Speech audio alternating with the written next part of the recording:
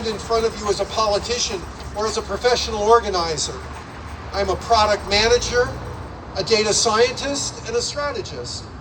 For over 2 decades, I have worked deep inside healthcare and technology sectors for giants like Siemens, Anthem, and CVS Health.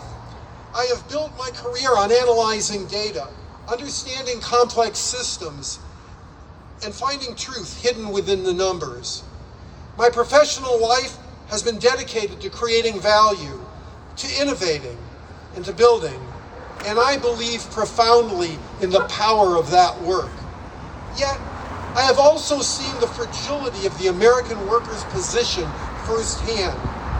Even with a resume full of accomplishments, I, like too many others, have been the victim of wrongful termination born of discrimination.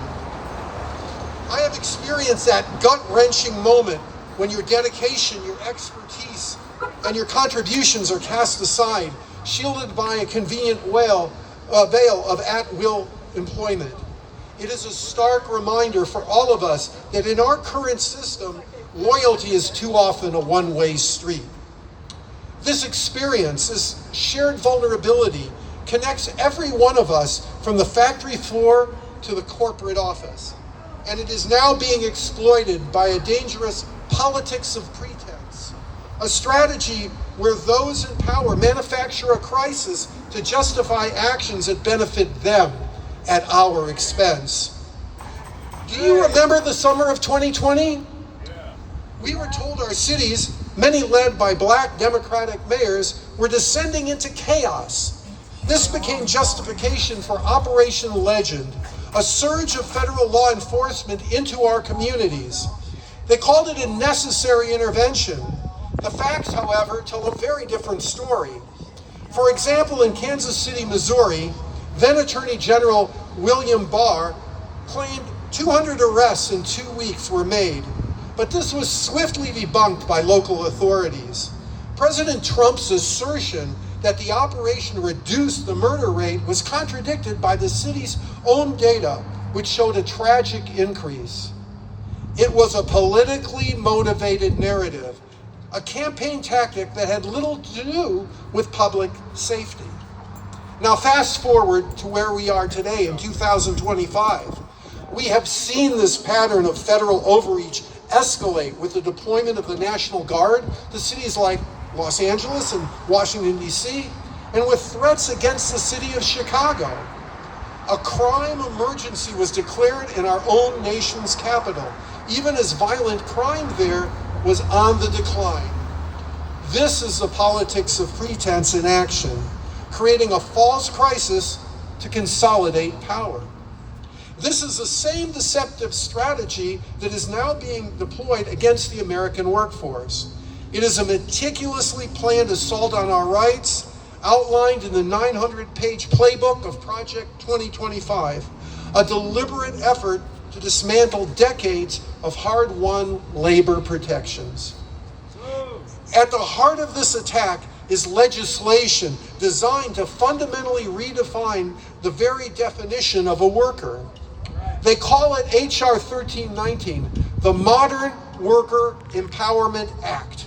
But this is a cynical misnomer of a bill that seeks only to strip workers of power by reclassifying millions of employees as independent contractors, thereby erasing essential protections like minimum wage, overtime, unemployment insurance, and the sacred right to unionize. To conceal this theft of our rights, they offer a Trojan horse, a companion bill, H.R. 1320, which they have entitled the Modern Worker Security Act. This second piece of legislation creates the illusion of a safety net, allowing companies to offer flimsy portable benefits in exchange for fundamental protections that they have taken away. This two-bill assault is a classic bait and switch. First, they dismantle your rights. Then they offer a voluntary inadequate substitute. The devastating final blow comes from the ironically named One Big Beautiful Bill, which became law this past July 4th. This bill is a direct assault on our social safety net, with the nonpartisan Congressional Budget Office projecting it will slash Medicaid funding by up to $1 trillion in the next decade. For the first time, it imposes harsh work requirements on many who rely on this essential service. The perfect storm they've created is more than policy. It is a calculated dismantling of the American dream. H.R. 1319 will force countless newly classified independent consultants from their employer-sponsored health plans into a Medicaid system that has been deliberately gutted, where they will face new and significant barriers to access health care. The only defense, the only effective defense, is our solidarity. The answer lies in the fundamental right to union representation. Through collective bargaining, we can shift the balance of power from an at-will system to one that demands just cause for termination. Just cause means that our employers must have a legitimate, documented reason for their actions. In other words, it means accountability. The same deceptive tactics used to justify sending federal agents into our cities are now being used to unjustly fire our friends and our neighbors. But we will not be deceived, and we will not be divided. So how do we turn the tide?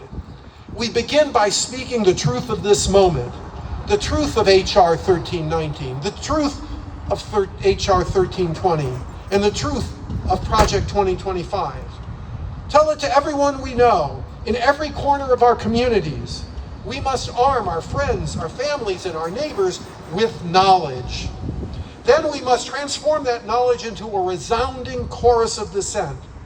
Let our voices become a force that our representatives in Congress can no longer ignore. We must call them, email them, write to them, demanding that they stand with the workers who are the backbone of this nation.